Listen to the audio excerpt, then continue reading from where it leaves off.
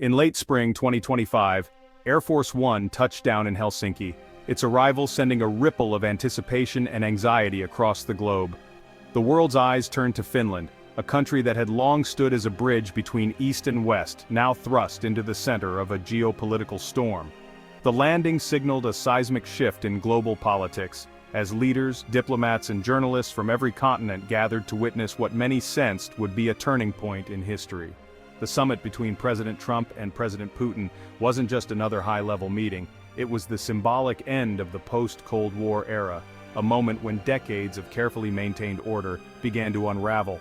Their handshake, captured by hundreds of cameras, marked a dramatic move away from alliances built on shared values, toward a world defined by raw, transactional power and personal ambition. Gone was the familiar language of condemnation and moral clarity. In its place, talk of historic deals and mutual respect dominated the airwaves, leaving many to wonder what had truly been agreed behind closed doors. For America's traditional allies, the summit felt like a stunning betrayal. NATO's security guarantees, once rock solid, suddenly seemed uncertain, and the foundation of Western unity began to tremble. The architecture of Western unity began to crack, leaving Europe and Asia uneasy, as leaders scrambled to reassess their own security and alliances in a world that felt newly unpredictable. This moment was the culmination of Russia's patient long-term strategy and Trump's relentless America First doctrine, both converging to upend the old order and redraw the lines of global influence. The summit wasn't about resolving conflicts or building peace, it was about declaring in no uncertain terms that the old rules no longer applied and that power would now be the ultimate currency. The world entered a volatile new phase, governed not by treaties or institutions, but by the unpredictable chemistry of powerful leaders and the shifting sands of national interest. The handshake in Helsinki wasn't a gesture of peace, it was the opening act of a new, chaotic chapter, one where uncertainty and instability would become the new normal. The world watched, holding its breath, knowing that after this day, nothing would ever be the same again. After Helsinki, the war in Ukraine escalated dramatically. Russia, emboldened, unleashed hypersonic missiles, crippling Ukraine's infrastructure. Yet Ukraine fought back, launching drone strikes deep into Russian territory, shattering Moscow's sense of security. The conflict became a deadly cycle. Each Ukrainian strike met with overwhelming Russian retaliation. Civilians suffered as the line between military and civilian targets blurred. Behind the scenes, Western intelligence quietly enabled Ukraine's precision attacks. Russia accused NATO of direct involvement, dangerously lowering the threshold for wider war.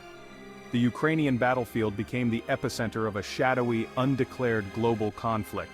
The world edged closer to catastrophe. The Ukraine war shattered the last remnants of nuclear arms control. Russia withdrew from the INF Treaty, deploying new missiles across Europe's borders. NATO debated a response, with Eastern members demanding US missiles on their soil. Public denials of NATO's involvement in Ukraine rang hollow as evidence of deep integration mounted. Russia now saw itself at war with NATO by proxy, making escalation more likely. Western governments walked a tightrope, supporting Ukraine, but fearing direct conflict with a nuclear power. Each new weapon shipment risked a catastrophic miscalculation. The world held its breath, fearing the next move. When Western sanctions were imposed on Russia, many expected the country to buckle under economic pressure. Instead, these measures triggered a dramatic and rapid pivot by Russia toward the east and south, fundamentally reshaping its global strategy and alliances. Rather than isolating Russia, the sanctions forced it to seek new partners and opportunities beyond the traditional Western sphere. Russia responded by deepening its energy alliance with China, redirecting vast flows of oil and natural gas eastward.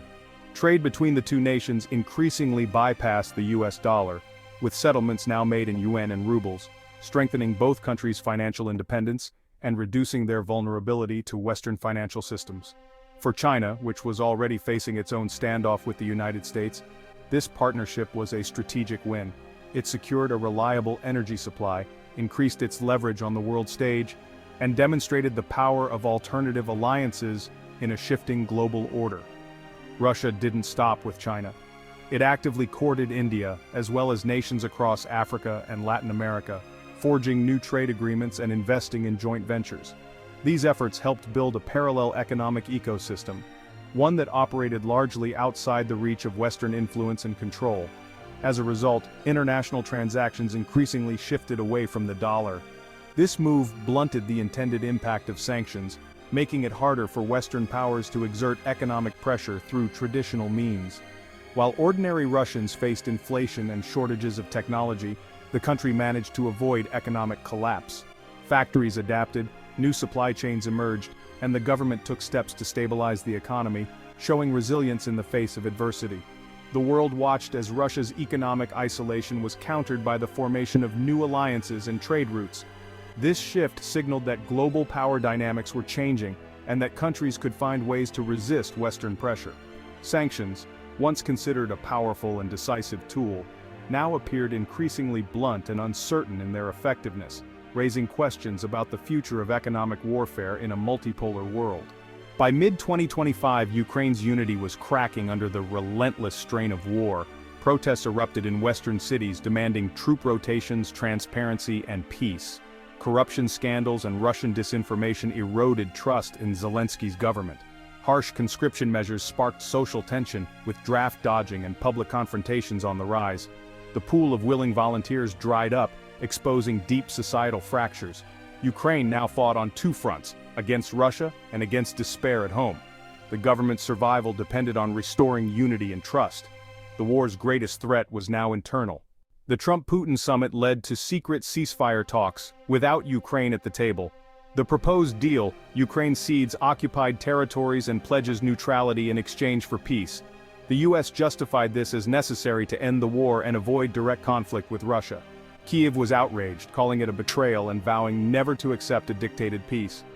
The rift between Washington and Kyiv deepened, with US aid threatened as leverage. Europe was divided, some saw appeasement, others saw relief from endless war. Putin's goal was achieved, Western unity fractured, NATO exposed as fragile. The fate of Ukraine was being decided without Ukraine. The world watched as old alliances unraveled. Trump's second term brought domestic chaos. He purged the federal bureaucracy, replacing experts with loyalists, fueling dysfunction.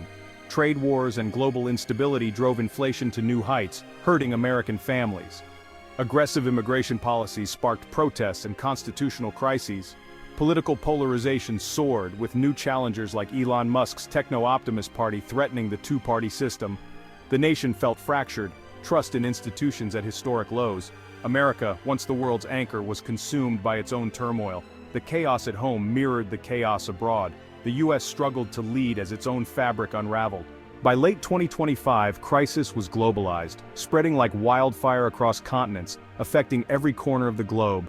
Domestic and foreign turmoil fed each other in a vicious cycle, creating a feedback loop of instability and chaos. The Helsinki handshake symbolized the collapse of the old order and the rise of great power rivalry, marking a new era of geopolitical tension. Ukraine's war became a proxy conflict, a global economic shock that rippled through financial markets, causing widespread panic and uncertainty. It was a driver of political decay, eroding trust in institutions and fueling discontent among the masses. Competing economic blocs and weaponized sanctions fractured globalization, making cooperation nearly impossible and deepening divides. The US, paralyzed by division, could no longer stabilize the world, its influence waning as internal conflicts raged on. Regional powers and rival ideologies filled the vacuum, asserting their dominance and reshaping global dynamics. Making the world more dangerous, crisis was now systemic, vulnerabilities everywhere and no safe harbor in sight. In a world where crisis anywhere becomes crisis everywhere, the interconnectedness of our societies amplifies every shock. The future is more uncertain than ever, with storm clouds of crisis looming over every horizon, leaving humanity to navigate an unpredictable path.